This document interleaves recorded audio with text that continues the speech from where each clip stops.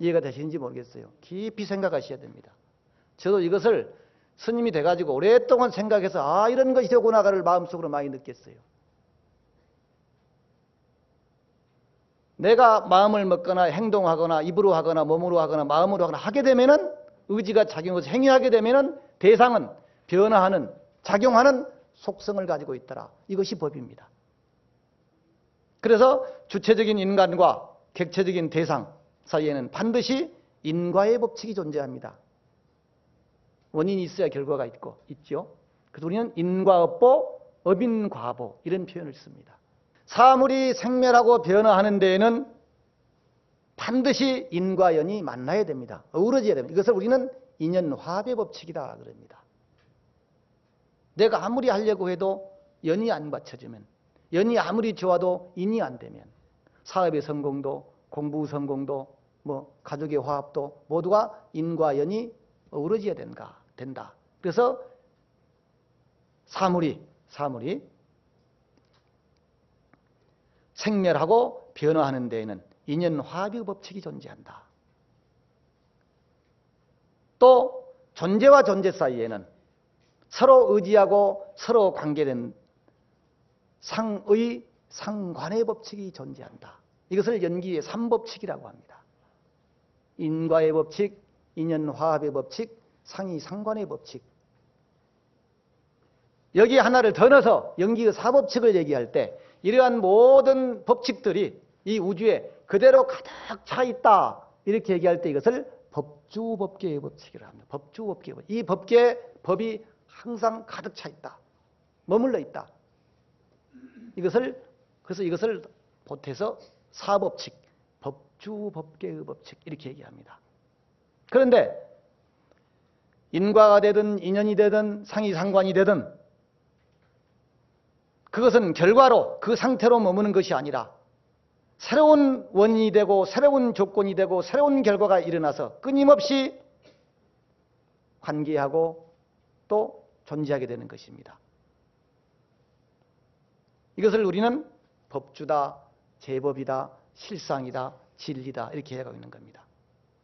유일신의 신앙에서는 모든 것은 신의 뜻에 의해서 다 이루어진다고 합니다. 그러나 부처님께서는 아함경에서 이 세상에 세 가지 헛된 가르침이 있다. 일체가 신의 지음에 원인한다고 하거나 이것을 신의론이라고 합니다. 존의론, 신의론. 사람이 하는 바는 모든 일이 다 숙명으로 인해서 이루어진다. 이렇게 보는 것은 숙명론, 운명론이라고 합니다. 세상 모든 것이 인도 없고 연도 없이 그저 우연히 이루어졌다. 이렇게 하는 것은 우리는 우연론이라고 합니다. 부처님의 가르침은 이 세 가지를 모두 부정을 하고 이 세상 모든 것은 나와 우리가 연기해서 모든 것이 연기한다는 연기론적인 관찰입니다. 그래서 부처님이 깨달으신 법은 연기법이고 우리에게 가르친 법도 연기법이다. 어떻게 연기할 것이냐 이런 얘기입니다. 저는 개인적으로 연기에 대해서 어디 강연을 나가면 이렇게 얘기를 합니다. 연기란 사람과 사람의 연기이며 사람과 자연의 연기이며 자연과 자연의 연기이다. 이렇게 얘기를 합니다. 이 세 가지입니다. 제가 느낀 연기는 결국은 뭡니까? 사람과 사람의 관계지요. 동물도 포함됩니다. 여기에 소도 포함되고 이 개도 포함되죠. 그 다음 사람과 자연의 관계입니다. 그 다음 자연과 자연의 관계입니다. 이 세 개 외에 연기는 없어요. 지구가 생긴 것도 마찬가지고 지구가 소멸되는 것도 마찬가지고 거기에 신이 또는 숙명이 우연히 낄 틈이 아무것도 없어요. 그런데 그 연기의 중심에는 내가 있고 대상이 존재하고 나의 의지가 작용합니다. 자연을 오염시키는 것도 우리고 자연을 정화시키는 것도 우리다. 세계의 생성과 소멸도 사람과 사람, 사람과 자연, 자연과 자연의 연기이다. 이 세 가지 연기 속에서 이루어지는 것이지 이외의 진리는 없다. 이것이 부처님의 가르침입니다. 한강이 하나님이 오염시킵니까? 지구 멸망을 하나님이 시킵니까? 아니죠. 우리가 시키는 거예요. 우리가.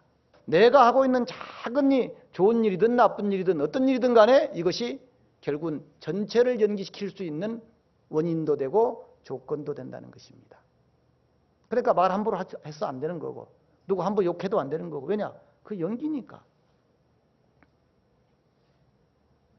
작은 행위도 그래서 우리는 함부로 할 수 없고 한순간도 함부로 살아갈 수 없다. 왜? 연기하기 때문에. 그렇다면 우리가 고통을 받는 원인은 어디에 있는 것일까? 부처님께서는 그것을 무명이라고 하십니다. 무명. 12연기에서 무명 그럽니다. 저는 무명을 내가 괴롭게 만든, 내가 태어나게 만든, 나를 망하게 만든 최초 잘못된 생각, 이것을 저는 무명이라고 표현을 합니다. 제 개인적으로. 최초 일념. 최초 일념. 진리에 대한 무지, 바로 그것입니다. 인간의 태어남이나 죽음, 불행이나 고통이 신의 노여움에 의한 것이라든가 숙명적으로 결정되어지는 것이라든가 또는 본래부터 그렇게 있도록 우연한 것이라면 우리의 실존은 얼마나 막막한 절망 속에 빠져들 것인가. 왜? 내 의지로, 우리의 노력으로는 아무것도 할 수 없기 때문입니다. 근데 연기는 나와 우리의 노력으로, 행위로 모든 것을 변화시킨다는 것입니다. 우리가 어떻게 할 수 없으니까 신한테 구원을 청해야 한다고 할지 모르겠지만 신의 실제성과 구원의 확실성을 어떻게 믿을 수 있고 또 많은 잘못을 저지르면서 살 수밖에 없는 우리들이 어떻게 그 은혜를 받을 수 있다고 장담하겠느냐. 잘못이 나오게 된 최초 어떤 잘못을 우리가 무명이라고 하는데 눈으로 보는 바깥 경계로 인해서 생기는 것을 우리는 현혹이다 그럽니다. 현혹. 그 현자가 눈목자가 들어가요. 현상에 내가 착각되고 잘못돼서 내 마음이 내가 잘못을 저지르는 거예요. 마음 안의 잘못으로 인해서 생기는 것을 우리는 미혹이다 그래서요. 그래서 현혹과 미혹이 다릅니다. 현혹은 바깥의 경계에 의해서 눈에 보이거나 귀로 듣거나 뭐 이렇게 하는 것에 의해서 내가 잘못을 저지르는 게 현혹이고 미혹은 마음이 잘못 써서 마음을 잘못 먹어서 잘못 알아서 이것이 미혹입니다. 제가 좋아하는 말 가운데 하나가 벽격풍동하고 심격마침하다는 글이 있습니다. 벽에 틈이 생기면은 바람이 들어오고 마음에 틈이 생기면은 마구니가 침범한다는 말입니다. 결국은 내 잘못이죠. 틈이 생겼죠. 그것이 틈이 뭡니까? 무명입니다. 무명. 우리들이 흔히 혹 붙었다 그런 얘기는 혹 붙었다, 혹 붙었다. 혹은 혹이 붙어 있으면 어떻습니까? 괴롭고 힘들고 귀찮고 아무짝에 쓸모없는 게 혹입니다. 몸이든 마음이든 혹이 붙게 되면 그 혹으로 인해서 가지가지 잘못을 저지르게 됩니다. 이것이 바로 혹이 있으면 반드시 업을 짓게 됩니다. 업을 짓게 되면 반드시 장애나 고통이 생깁니다. 그래서 고라고 해요. 혹, 업, 고. 혹으로 인해서 업을 짓고 업으로 인해서 고통을 받게 된다. 우리는 무명으로 인해서 여러 가지 잘못된 행동이나 잘못된 생각이나 잘못된 말을 하게 되고 그걸로 인해서 우리는 그 결과가 고통이나 실패로 이어진다. 두 가지 똑같이 다름 아닙니다. 결국은 부처님께서는 각고의 수행 끝에 마침내 인간의 죽음은 절대적인 것이 아니라 진리에 대한 자신의 무지에서 연기한 것임을 발견하시게 됩니다. 그렇다면 괴로움의 생사의 근본적인 해결은 이러한 무지, 무명, 내 생각을 바꿈으로 인해서 즉 생각을 바꿔서 바른 연기를 함으로 인해서 가능하다고 하는 것을 부처님의 여러 가지 설법으로 우리에게 제시해주고 있는 것입니다. 어떻게 연기할 것인가? 이 말은 바로 어떻게 살아갈 것인가? 이 말입니다. 종교는 사람을 좀 더 행복하고 평화로워지는 길로 인도하는 것입니다. 가장 행복하고 평화로운 삶으로 인도하는 방법을 배우고 실천하는 것이 종교입니다. 그 이상도 그 이하도 아닙니다. 근데 우리는 다른 데서 종교를 찾아요. 사상누각이지요. 다른 데서. 우리들이 행위하는 모든 모습들을 연기라고 할 수 있습니다. 그래서 우리는 연기하는 자신의 모습을 보는 것, 이것이 깨어있음이고 수행입니다. 연기하는 나를 보는 것. 마치 우리 연예인들이 뭐 배역을 맡아서 연기를 하면서 그걸 보잖아요. 그래야 잘하는지 잘못하는지 모르잖아요. 알잖아요. 근데 우리는 내가 살아가면서 나를 못 봐요. 나를 보려고 노력하는 것이 수행이다. 그것이 깨어 있습니다. 모든 문제나 괴로움의 원인은 모두 그래서 나에게서 비롯됩니다. 내가 연기를 그렇게 했으니까, 내가 그렇게 살았으니까, 우리가 그렇게 살았으니까. 만일 나가 없다면 괴로움도 불만도 실패도 없을 것입니다. 모두 나를 먼저 생각하는 데서 문제가 생기게 되죠. 저는 우리 절에 템플스테일 사람들이 오면은 이걸 얘기를 하면서 3R을 얘기를 합니다. 세 가지 나가 있다. 3R. 세 가지 아가 있다.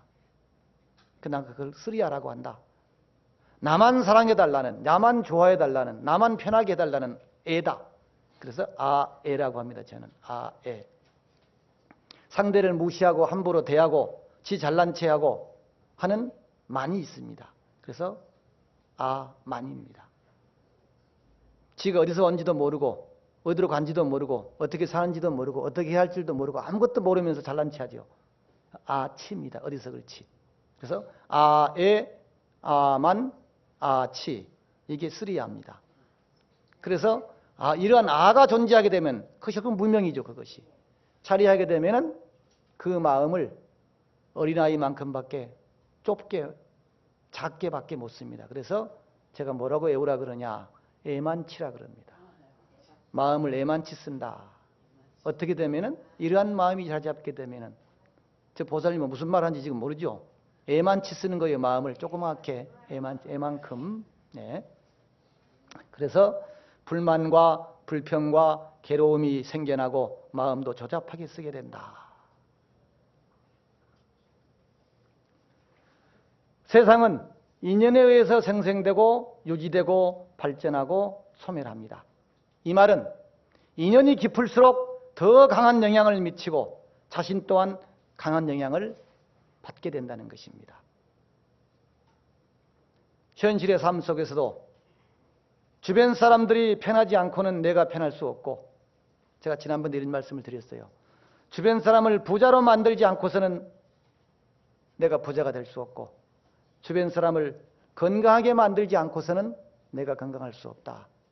내가 편하고자 한다면 내 주변을 편하게 만들어야 한다.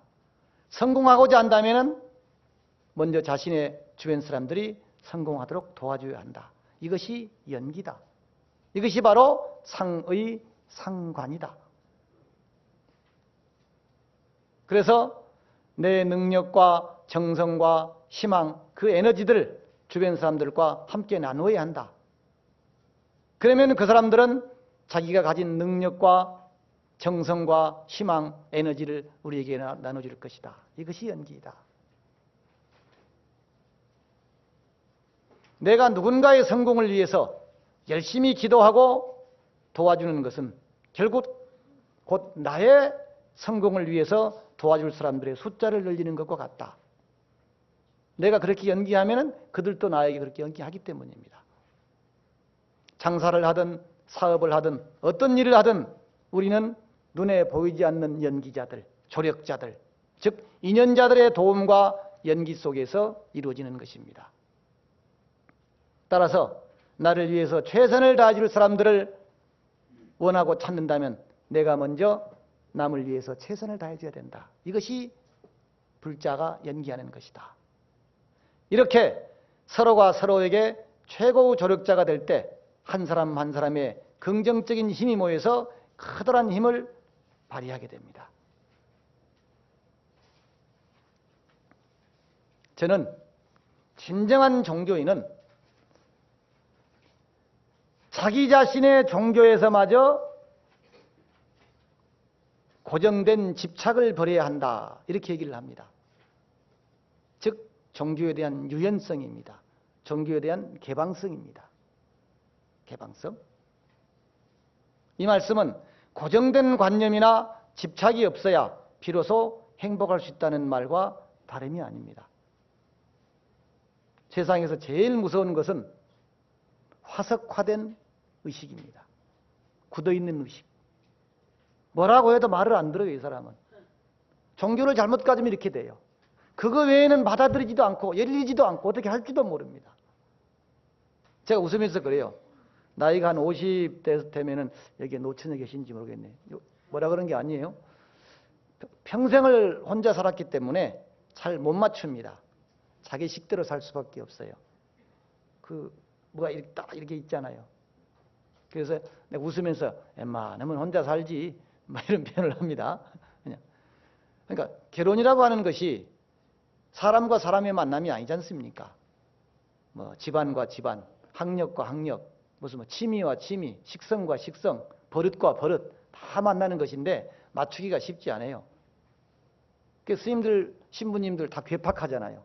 그냥 오랫동안 그렇게 고정적으로 살아서 그런 거예요. 어쩔 수 없는 거예요. 불교 가장 큰 특성 가운데 하나가 제가 응동보화성이라고 합니다. 응동보화성. 응해서 하나가 되는 거예요. 하나가 되지만 결국은 어떻게 하느냐? 보호합니다. 널리 바른 쪽으로 인도해내는, 교화시켜내는, 끌어내는 겁니다. 남편이 잘못했어요. 그러면 부정하면 어떻게 됩니까? 쌈나죠. 남편 말을 따라주는 척 하는 거죠. 그러다가 조금 풀어지면은 내가 원하는 쪽으로, 바른 쪽으로 인도해 갑니다. 이것이 응동보화입니다. 응해서 그것과 하나가 되라. 그 다음에 널리 바른 쪽으로 인도해 나가라. 응동보화성이 불교의 가장 큰 특성입니다.